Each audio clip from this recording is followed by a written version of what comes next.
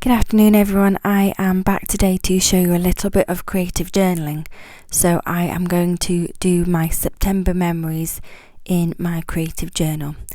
I am starting off by taking 2 of the pages that arrived in my September Lollipop box subscription, and I am just going to put them down as the sort of base for my journal pages. So I'm just going to glue those in to start me off, just with a bit of basic Pritt Stick type glue, and then just put those in, and I'll put the other one on the other side. I'm just trying to work out the pages and make sure that I've put the right pages in the right way, and then I'll just stick that on the other side. And then I'm using some pieces of ephemera that came on my Webster's pages. These are the Days 12 by 12 sheets. So I'm just sticking some of the pieces down. One of the pieces was like a luggage tag, and then there were other bits. So there was like the word September and then 9 as well. So I'm just going to stick those in. And then just see if I can put the word fall in there as well. I really like that particular piece just because it's got some really cute rose gold lettering on the word fall there, so just trying to put that in. I think it looks pretty good, just sort of an offset just stuck in behind September. Yeah, I like how that is gone. And then I'm just going to put that sort of up at the top, just above where the start of the chapter is. And then I think if I just put that on an offset as well, yeah, I really like how that looks. And then I'm just going to take some other little pieces of ephemera that I've got there. As well, this came on the Webster's pages 12 by 12 sheet for school. So I'm just cutting up some pictures there that I took on my Polaroid zip just of James at school, because obviously September is the start of the new school year, so I'm just trying to work out where I want to put that, and I think I've settled on the right hand side there, so I'm just going to glue that particular piece in over there and just put the little picture of me and James on the right hand side there.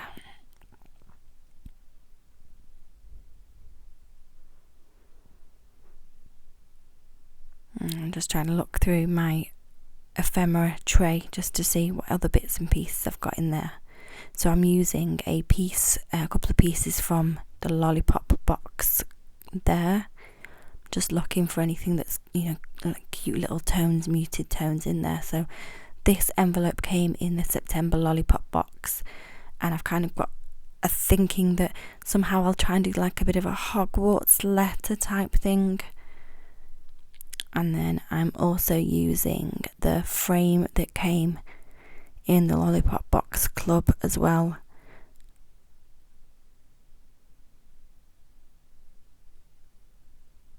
And then I'm also using some backing off some of the other pieces just to make it look a little bit more muted.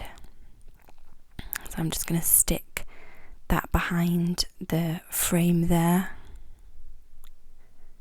And then just stick that picture of me and James onto. And then I'm just going to glue the frame on. And then I'm just going to put that in. Just trying to look on the page where I want it to look. And again, I think I'm just going to stick it on an offset there on the page. And I think the placing of that looks really good. I'm really happy with that. And then I'm just writing the year that he is going into at school. So he's going into year 2, and his teacher is called Mrs. Maudsley. So I think I'm just going to write Mrs. Maudsley there just so I can remember. And I'll just pop that next to the picture. Let's put a little bit of decoration in, a little bit of gold glittery pen, just so it matches in with the rest of the theme of the page. And then I'll just quickly glue that in on the right hand side next to the picture. Then I'm still trying to work out where I want to put this envelope, and I think I've settled on underneath on the right hand side. So I'm just going to write his name there so it looks like it's his Hogwarts letter. I don't think I've got any Hogwarts type stickers, so I'll have to improvise somehow. So I'm just trying to work out the best way to stick that on the page so I can still make use of it. And I think I'm going to stick the back of the top of the letter, if you like, so it's like a tip in almost. So I'll be able to lift that up. And then I'm just trying to work out. So I'm going to use that piece of foiled paper over on the left hand side, just as backing for the rest of the September pictures that I've taken. So I'm just going to cut those pictures up. So again, these are all taken on my Polaroid Zip, and these are just some pictures that I took of the kids mainly. We've had some adventures, we've met up with some friends, we've been out to some different places, so I'm just going to go through, cut these pictures out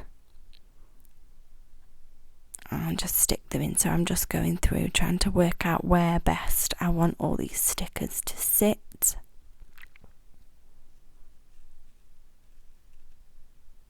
A cute picture of the kids with the guinea pigs there. They were just having a little cuddle on the sofa. Really cute. So usually when I'm doing this kind of creative journaling, I spend ages just moving all the pictures and the ephemera around until I'm really happy with how they sit, and I put them on and move them and put them on and move them several times before I'm really happy with how they are.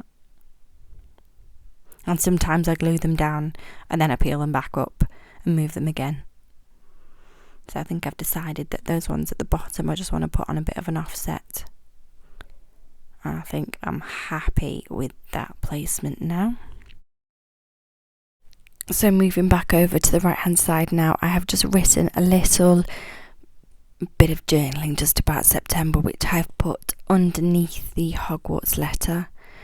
And now I am just labelling up some of those pictures as well. So I've got washi tape on top of or underneath some of the pictures, just so I can remember exactly what we were doing on that particular picture.